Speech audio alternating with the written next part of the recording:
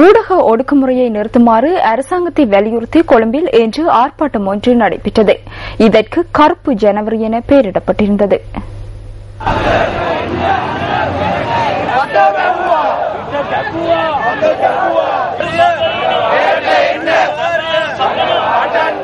கருப்பு ஜனவரி ஆர்ப்பாட்டத்தில் கலந்து கொண்ட ஆர்ப்பாட்டக்காரர்கள் லிப்டன் சுற்றுவட்டத்தில் ஒன்று கூடினர்.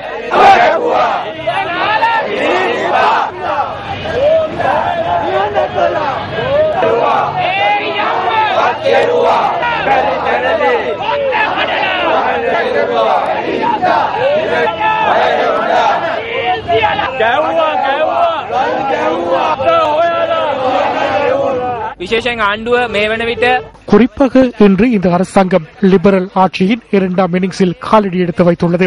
இலங்கையை போன்ற பலவீனமான பொருளாதாரத்தை கொண்ட அரசாங்கம் ஒன்று அனைவரையும் கீழே தள்ளிவிட்டு லிபரல் மாற்றத்திற்கு செல்ல வேண்டும். இன்று தொழிலாளர்களுக்கு எதிராகவும் விவசாயிகளுக்கு எதிராகவும் மீனவர்களுக்கு எதிராகவும் பல்வேறு அழுத்தங்கள் விடுக்கப்படுகின்றன. அதன் ஒரு படியாகவே ஊடகவியலாளர்களுக்கு எதிராகவும் ஊடக நிறுவனங்களுக்கு எதிராகவும் பல்வேறு செயற்பாடுகள் முன்னெடுக்கப்படுகின்றன.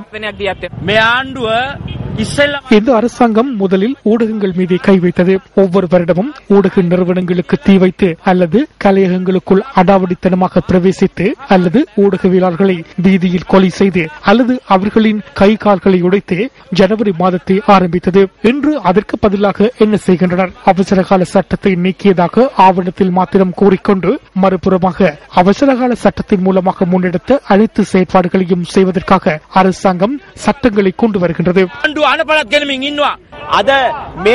இன்று இந்த அரசாங்கம் மிகவும் கடுமையாக ஊடகங்களுக்கும் நீதிமன்றங்களுக்கும் விலங்கிட்டு அரசியலமைப்பிற்கு விலங்கிட்டு செயற்படும் நிலையை காண முடிகின்றது. இது இந்த அரசாங்கத்தின் ஏகாதிபத்திய பயணமாகும். இது பயங்கரமான நிலையாகும். இந்த நாட்டு மக்கள் விழித்தெழ வேண்டிய தருணம் வந்துவிட்டதாகவே நான் உணர்கின்றேன்.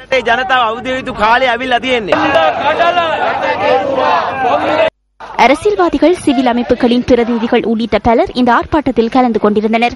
பின்னர் இவர்கள் பேரணியாக கொழும்பு பொது நூலகம் வரை சென்றனர்.